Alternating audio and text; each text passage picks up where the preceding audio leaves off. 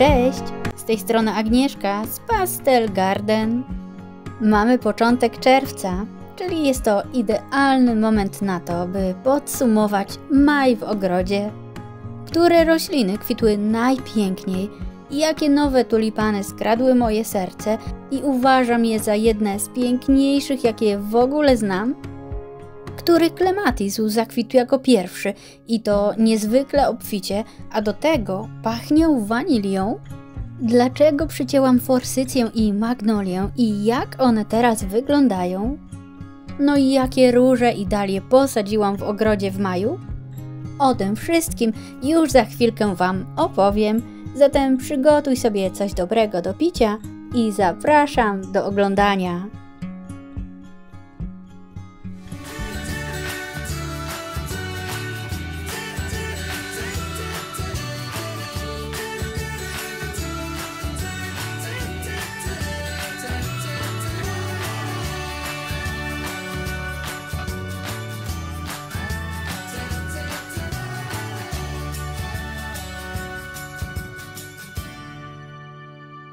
Nasze podsumowanie maja w ogrodzie zacznę od tulipanów.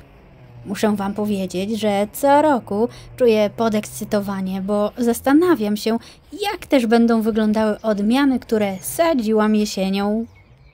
Co roku staram się dosadzać nowe odmiany, których nie miałam nigdy wcześniej, a w związku z tym, że mam mało miejsca w ogrodzie, to przyznam się Wam, że moje wymagania są dosyć wysokie i nie każda odmiana trafia na listę moich ogrodowych ulubieńców.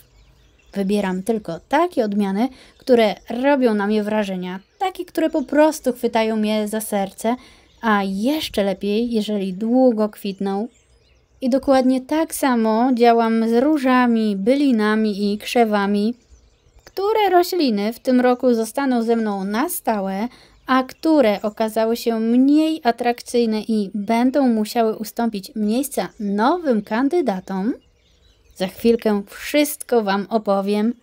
Zanim jednak przejdę do szczegółów, oczywiście zapraszam Was do subskrypcji, bo na tym kanale znajdziecie mnóstwo ogrodowych inspiracji, ciekawostek na temat roślin oraz triki ogrodowe, które z pewnością Wam się przydadzą. Tulipan, który teraz widzicie, to Angelique. Jeżeli jeszcze go nie macie w swojej kolekcji, to czas to zmienić, bo Angelique to tulipan, który zachwyca pełnymi piwoniowymi kwiatami. Są one w subtelnym, bardzo romantycznym odcieniu różu, który co ciekawe zmienia natężenie, bo na początku Angelique jest bladziutki, prawie kremowy, a z każdym kolejnym dniem płatki jego kwiatów dostają rumieńców. Poza tym jest to odmiana, która dosyć późno kwitnie, a dokładnie wtedy, kiedy inne tulipany już kończą swoje show i wtedy wychodzi on, piękny, czarujący tulipan Angelique. Jest on również idealny do bukietów, ponieważ jego kwiaty są bardzo trwałe i bardzo długo stoi w wazonie. Jeżeli szukacie żelaznych odmian, to Angelique, mimo że wygląda tak delikatnie i romantycznie, również jest bardzo silną, odporną odmianą. A skąd to wiem? Bo rośnie u nas zarówno na stanowiskach słonecznych, jak i także na półcienistych i wszędzie radzi sobie naprawdę świetnie. Dorasta on do około 50 cm i jest jednym z niewielu tulipanów, które co roku dokupuję i co roku jest on w czołówce moich ulubieńców. W tym roku jego pozycja lidera jest już nieco zagrożona, bo w ogrodzie pojawił się nowy, obłędnie piękny tulipan. Jest on pełny, strzępiasty i do tego w idealnym odcieniu różu. Nazwa tej bajecznej odmiany to Cairns i jest on zdecydowanie najpiękniejszym, niższym tulipanem, jakiego znam. Dorasta do około 35 cm i dzięki temu świetnie nadaje się na fronty rabat, a także do donic. Wnosi on do ogrodu coś wyjątkowego, coś pomiędzy elegancją a finezją i zdecydowanie nie da się przejść obok niego obojętnie. Obok niego rośnie kolejny debiutant w naszym ogrodzie, wysoki, półpełny tulipan Akebono. Zachwycił mnie on swoim niebanalnym ubarwieniem. Początkowo jego pastelowo-żółte płatki są udekorowane karminową lamóweczką, a z czasem Akebono dostaje rumieńców i na pastelowo-żółtych płatkach pojawia się akwarelowa różowa mozaika. Obie te odmiany są niezwykle trwałe i bardzo długo kwitną. W ogrodzie mam więcej nowych odmian, które dzisiaj zobaczycie, ale to właśnie Cairns i Akebono zrobiły na mnie największe wrażenie. Razem z nimi kwitnie tu również odmiana Flaming Flag, która zachwyciła mnie już w ubiegłym roku i nadal bardzo ją lubię. Wnosi ona świeżość i elegancję. Pomiędzy tulipanami rosną jeżóweczki, a także łubin. Będą one kolorować tę rabatę nieco później. Tymczasem po sąsiedzku kwitnie azalia, floks szydlasty i kilka różnych tulipanów. Bardzo lubię ten zakamarek, ponieważ ma on w sobie taką soczystą, kolorową i pozytywną energię. Ten żółty, słoneczny kolor azalii bardzo przypomina mi forsycję, która już teraz nie kwitnie, ale do której Was teraz zabiorę, bo pokażę Wam, jak ją przycięłam. Niedawno opowiadałam Wam o forsycji i mówiłam o tym, że planuję ją przyciąć. I jak widzicie, skróciłam ją i to dosyć konkretnie, bo była wyższa o około 50 cm. A dlaczego to zrobiłam? Otóż zależało mi na tym, by bardziej się zagęściła. Jak widzicie, już pięknie puszcza nowe pędy i dzięki temu, że tych pędów będzie miała więcej, to w przyszłym roku będę mogła ładniej ją formować, a co najważniejsze, wiosną będzie miała znacznie więcej kwiatów, bo forsycja kwitnie na zeszłorocznych pędach.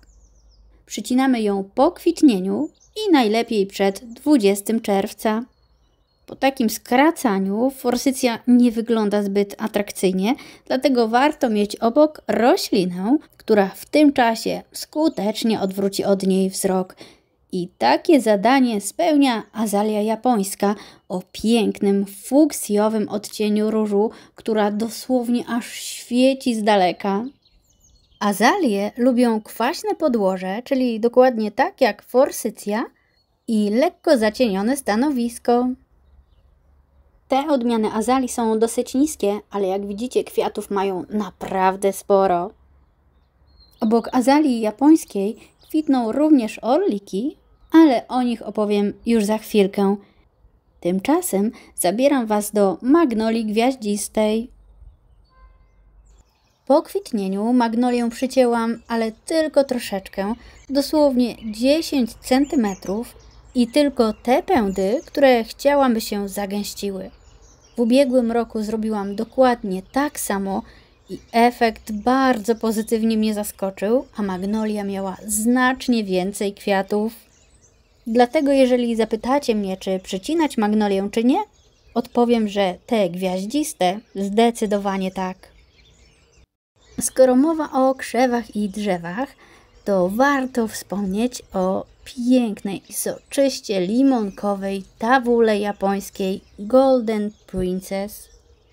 Co prawda kwitnie ona mniej więcej w połowie czerwca, ale już teraz stanowi przepiękną dekorację ogrodu.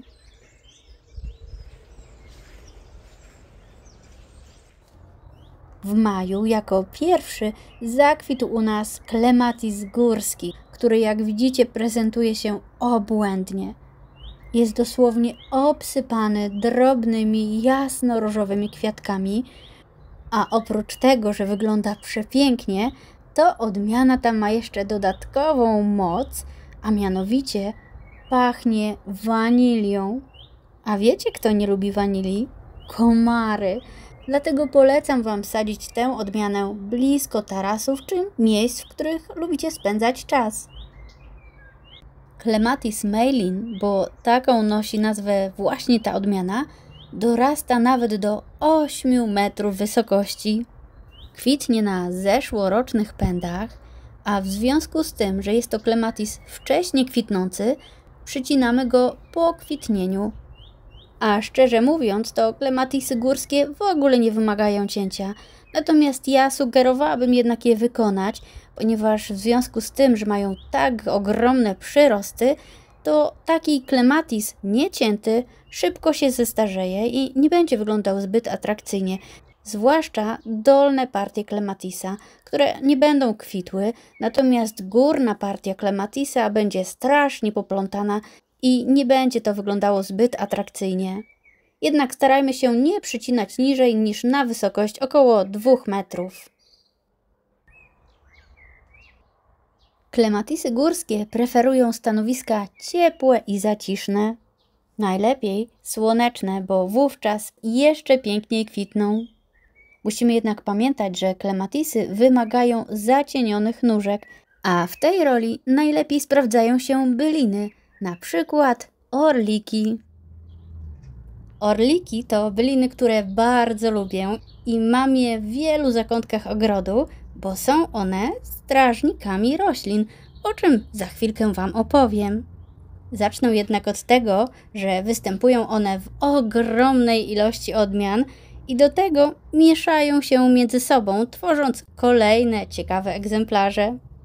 W naszym ogrodzie mam mniej więcej 7 odmian, ale znam tylko 3 z nich. Reszta myślę, że są po prostu mieszańcami. Orliki występują w wielu kolorach, od granatu przez fiolet, różowy, karminowy, żółty, aż po biel. Kiedy kwitną, wyglądają jak taka zwiewna, delikatna, kwiatowa chmurka. I choć wydają się delikatne, to nic bardziej mylnego, bowiem jest to jedna z silniejszych bylin. Niestraszne są jej susze, upały ani mrozy. Jest rośliną żelazną, idealną dla początkujących ogrodników. Poza tym świetnie sprawdza się w bukietach. W wazonie utrzymuje się około tygodnia. Białych i różowych orlików mam całkiem sporo, więc chętnie je zrywam do bukietów, a najbardziej lubię odmianę Winky Double Rose and White, której kwiatki wyglądają jak małe różowe sukieneczki z białą falbanką. W ubiegłym roku do naszego ogrodu zaprosiłam 2 orlikowe nowości. To przyznam Wam, że na razie ich nie ścinam, bo jest mi nieco żal, gdyż pięknie wyglądają na tle roślin, a nie mam ich jeszcze aż tak wiele. Pierwsza z nich to biała, pełna odmiana White Barlow, której kwiaty wyglądają jak wielowarstwowe gwiazdeczki. Orliki z serii Barlow występują również w innych kolorach, na przykład różowym, ale jeszcze jej nie mam. A tuż obok rośnie fioletowo-biała odmiana Kirigami Light Blue and White, którą w ubiegłym roku wysiałam z nasion z zakazanego ogrodu. No i chyba przyznacie, że wygląda bardzo oryginalnie. Warto dodać, że orliki kwitną w 2. roku po wysianiu, a najbujniej kwitną w 3. roku po wysianiu. Choć pojedyncza roślina żyje tylko kilka lat, to bardzo łatwo się wysiewa i jeżeli już raz zakwitnie w Waszym ogrodzie, to zostanie z Wami przez wiele lat. Na przykład te orliki, które teraz widzicie, w tym miejscu kwitną już kilkanaście lat. Orliki uwielbiam jeszcze za to, że świetnie maskują przekwitające tulipany, których liście niestety trzeba zostawiać, aż same wyschną, bo to właśnie liście tulipanów gromadzą energię po to, by pięknie zakwitły kolejnej wiosny. Poza tym orliki lubią zapylacze. Myślę jednak, że ich najcenniejszą zaletą jest ochrona innych roślin przed ślimakami. Dlatego uważam je za naszych pomocników i obrońców roślin. Warto nimi obsadzić rabatę np. z daliami czy funkiami i dzięki temu orliki ochronią nasze kwiaty. A jak to się dzieje? Otóż jeżeli ślimak nadgryzie orlika, to orlik wytwarza enzymy, które są bardzo toksyczne dla ślimaków. I właśnie dlatego ślimaki omijają orliki szerokim łukiem. Te urocze bylinki lubią sadzić również blisko róż, a skoro o różach mowa, to przedstawiam Wam 6 nowych odmian, które mam nadzieję będą pięknie kwitły. Róże z gołym korzeniem kupiłam bardzo wczesną wiosną. Każda z nich ma romantyczny charakter i każda z nich jest w pastelowym odcieniu. Niektóre bardziej różowe, inne bardziej kremowe, a inne bardziej morelowe, ale wszystkie wyglądają przepięknie i mam nadzieję, że dokładnie tak samo będą kwitły w moim ogrodzie. Pierwszą różą jest Eustachia Vi bądź Eustachia V, w zależności od języka, czy to jest francuski, czy angielski. W każdym bądź razie ja Wam napiszę dokładnie, jak ona się nazywa. A jest to róża angielska z hodowli Davida Austina. Kwiaty ma w średnim, ciepłym odcieniu różu z domieszką moreli. Im bardziej kwiat się otwiera, tym staje się bardziej pastelowy. Dodam, że kupiłam ją w sklepie Floribunda i nie jest to współpraca, natomiast zawsze pytacie mnie, gdzie kupuję róże, więc dzisiaj przedstawiam Wam róże, które zamówiłam właśnie w sklepie Floribunda. Kolejna róża to Jean de la Fontaine. Jest to róża francuska w pięknym, łososiowo-różowym kolorze. Jej kwiaty są nie dość, że piękne, to naprawdę duże, bo ich średnica wynosi około 11 cm, także całkiem sporo. I muszę Wam powiedzieć, że była ona na liście moich ulubieńców od około 2 lat, ale przez cały czas nie miałam dla niej miejsca, no i w końcu mam. I nie mogę się już doczekać, kiedy zakwitnie. Jak widzicie, ma bardzo zdrowe liście, zapowiada się naprawdę ciekawie. A ta różyczka to Claire Renaissance z hodowli Paulsen. Jest to róża wielkokwiatowa o pięknym odcieniu różu z efektem ombre. Następna róża to Gentle Hermione, o której zazwyczaj każdy mówi Gentle Hermiona. Jest to róża najjaśniejsza z całej szóstki, którą kupiłam i jej kwiaty są kremowe z różowym środeczkiem. Wygląda niezwykle romantycznie i delikatnie. Obok niej zaczynają kwitnąć klematisy, ale o klematisach opowiem w kolejnym odcinku. Tymczasem zabieram Was do kolejnych róż. Ausmack to róża z hodowli Davida Austina. Krzaczasta, pachnąca, o kwiatach w kolorze delikatnego różu z jaśniejszą obwódką. Tuż obok niej, na froncie rabaty, posadziłam niemiecką różę Marchenzauber, która jest bardzo wychwalaną odmianą, posiadaczką certyfikatu ADR o pięknych, pełnych, kremowo-morelowych kwiatach. Choć wyhodowana jest przez Cordesa, czyli jest różą niemiecką, to wygląda jak typowa Angielka i do tego ponoć cudownie pachnie. W ogrodzie oprócz róż posadziłam również nowe dalie. Dużo dali. Zobaczcie sami, ile ich jest. No i przede wszystkim jak pięknie zapakowane. I wszystkie są z zakazanego ogrodu. A jeżeli nie macie miejsca na dalie, a lubicie te kwiaty, to proponuję Wam książkę Czas na dalie. I powiem Wam w sekrecie, że ta książka jest perfumowana, a zdjęcia są po prostu obłędne. I mam nadzieję, że już niedługo wszystkie u mnie zakwitną i będę mogła Wam je pokazać. A tymczasem w ogrodzie kwitną inne piękne rośliny, które zostawiam Wam na deser z muzycznym tłem. Zanim jednak dotrzemy do deseru, mam do Was jedną prośbę. Dajcie proszę znać, czy macie którąś z róż, o której dzisiaj opowiadałam i jak spisuje się w Waszym ogrodzie. I mam jeszcze jedną małą prośbę. Jeżeli tu jesteś, daj mi proszę znać i zostaw zielone serduszko w komentarzu. Będzie to nasz tajny znak, który rozumiecie tylko Wy i ja. A teraz zapraszam już na kwitnący deser z muzycznym tłem. Tymczasem pozdrawiam Was bardzo serdecznie i do zobaczenia w kolejnym filmie. Pa, pa! Stand by you when you're falling, when the river is calling. I said I love you forever.